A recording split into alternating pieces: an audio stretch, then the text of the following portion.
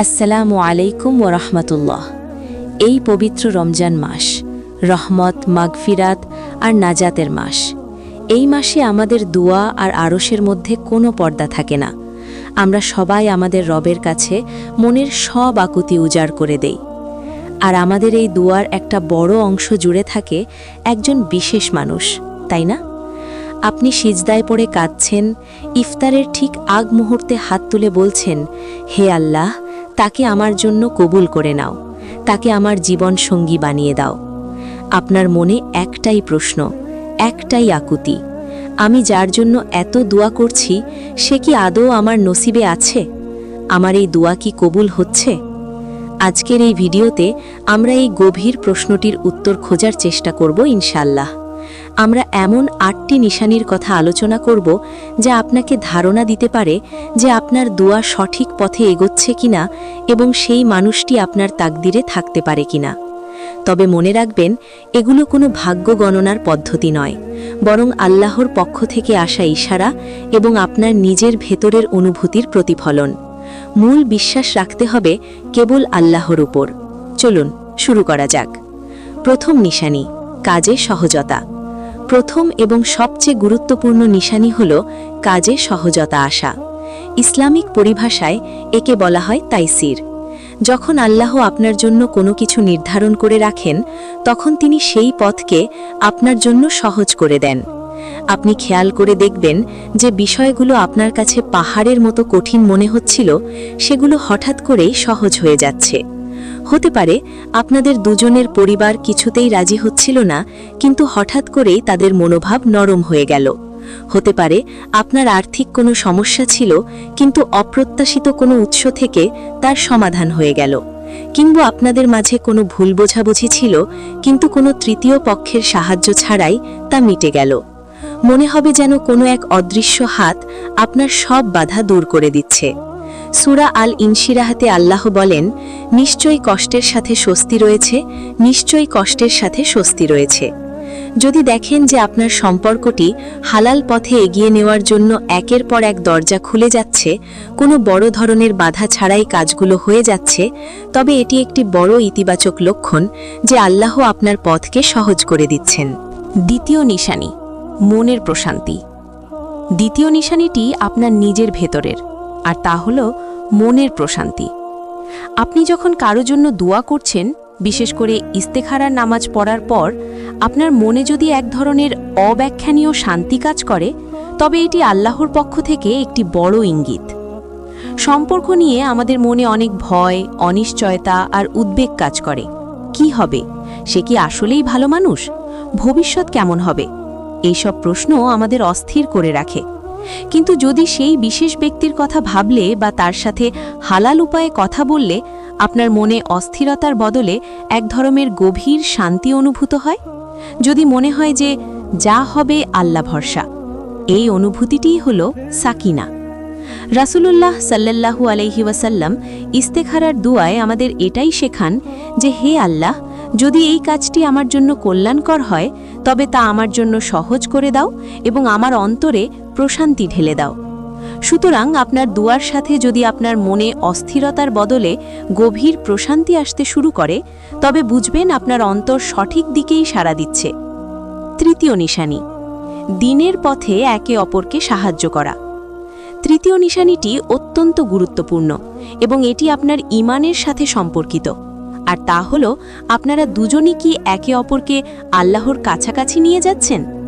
একটু ভেবে দেখুন, সেই মানুষটির কথা মনে পড়লে বা তার সাথে আপনার যোগাযোগের কারণে আপনার কি ফজরের নামাজ পড়তে ইচ্ছা করে? আপনার কি কুরআন তিলাওয়াত করতে বা ইসলামিক জ্ঞান অর্জন করতে ভালো লাগে? আপনি কি আগের চেয়ে বেশি আল্লাহ ভীরু হওয়ার চেষ্টা করছেন? যদি উত্তর হ্যাঁ হয়, তবে এটি একটি অসাধারণ নিশানি।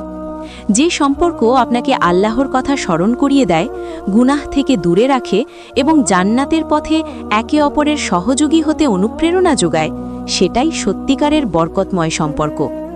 পক্ষান্তরে যদি কোনো সম্পর্কের কারণে আপনি নামাজ ছেড়ে দিচ্ছেন, মিথ্যা বলছেন বা অন্যান্য হারাম কাজে জড়িয়ে পড়ছেন, তবে বুঝতে হবে সেই সম্পর্ক আপনার দুনিয়া ও আখেরাত দুটোর জন্যই ক্ষতিকর, যদিও আপনার আবেগ অন্য কথা বলুক। আল্লাহ কুরআনে বলেন, সৎকর্ম ও তাকওয়ার ক্ষেত্রে তোমরা একে অপরকে সাহায্য করো এবং পাপ ও সীমা লঙ্ঘনের ক্ষেত্রে একে অপরকে সাহায্য করো না। সূরা আল মাইদা আয়াত 2। তাই দেখুন, আপনার দুয়ার মানুষটি কি আপনাকে জান্নাতের পথে এক ধাপ এগিয়ে দিচ্ছে নাকি জাহান্নামের দিকে টেনে নিয়ে যাচ্ছে? চতুর্থ নিশানি, পরিবার এবং ধার্মিক মানুষদের সমর্থন। চতুর্থ নিশানিটি হল আপনার পরিবার এবং আপনার চারপাশের ভালো মানুষদের ইতিবাচক মনোভাব। যদিও ভালোবাসা দুজনের বিষয়, কিন্তু ইসলামে পরিবার ও সমাজের গুরুত্ব অপরিসীম। যখন কোনো সম্পর্ক আল্লাহর ইচ্ছায় হয়, তখন প্রায়শই দেখা যায় যে আপনার বাবা মা, ভাই বোন এবং আপনার শুভাকাঙ্ক্ষীরা সেই মানুষটিকে পছন্দ করতে শুরু করেন। কোনো কারণ ছাড়াই যদি আপনার বাবা মা তার ব্যাপারে ইতিবাচক কথা বলেন, অথবা আপনার কোনো দিনদার বন্ধু বা মুরব্বী তাকে দেখে বলেন যে ছেলেটি বা মেয়েটি তো বেশ ভালো মনে হচ্ছে, তবে এগুলোকে সামান্য ভাববেন না। আল্লাহ অনেক সময় তার প্রিয় বান্দাদের অন্তরের মাধ্যমেও আমাদের জন্য ইশারা পাঠান। অবশ্য পরিবার থেকে বাধা আসতেই পারে, কিন্তু যদি দেখেন যে আপনার সৎ চেষ্টার পর সেই বাধাগুলো ধীরে ধীরে কমে আসছে এবং তাদের মনেও একটি ইতিবাচক পরিবর্তন আসছে, তবে এটিও একটি ভালো লক্ষণ। পঞ্চম নিশানি, তার মাঝে ভালো গুণাবলীর প্রকাশ পাওয়া। পঞ্চম নিশানি হল আপনি তার মধ্যে এমন সব গুণাবলী দেখতে শুরু করবেন যা আপনি একজন জীবনসঙ্গীর মধ্যে সব সময় চেয়ে এসেছেন। রাসূলুল্লাহ সাল্লাল্লাহু আলাইহি ওয়াসাল্লাম বিয়ের ক্ষেত্রে 4টি জিনিস দেখতে বলেছেন: সম্পদ, বংশ, সৌন্দর্য এবং দিনদারি। তিনি দিনদারিকেই সর্বোচ্চ গুরুত্ব দিতে বলেছেন। আপনি যখন আল্লাহর কাছে দোয়া করতে থাকেন, তখন আল্লাহ আপনার চোখের সামনে সেই মানুষটির আসল চরিত্র তুলে ধরেন। আপনি খেয়াল করে দেখবেন সে কি আসলেই সৎ, সে কি তার বাবা মায়ের সাথে ভালো ব্যবহার করে, সে কি মানুষের বিপদে এগিয়ে আসে, তার কথার সাথে কাজের মিল আছে কি, এবং সবচেয়ে জরুরি, তার মধ্যে আল্লাহর ভয় কতটুকু আছে। যদি আপনার দুয়ার সাথে সাথে আপনি তার মধ্যে দিনদারি, সততা, সম্মানবোধ, দয়ার মতো গুণগুলো পরিষ্কারভাবে দেখতে পান, যা আগে হয়তো খেয়াল করেননি, তাহলে এটি একটি শক্তিশালী নিশানি হতে পারে যে আল্লাহ আপনাকে তার ভালো দিকগুলো দেখিয়ে দিচ্ছেন। ষষ্ঠ নিশানি, অপ্রত্যাশিতভাবে দেখা হওয়া বা যোগাযোগ হওয়া।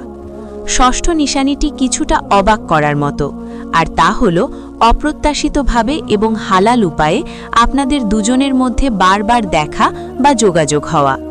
আপনি হয়তো তার সাথে যোগাযোগের সব পথ বন্ধ করে দিয়েছেন, কারণ আপনি হারাম সম্পর্কে জড়াতে চান না।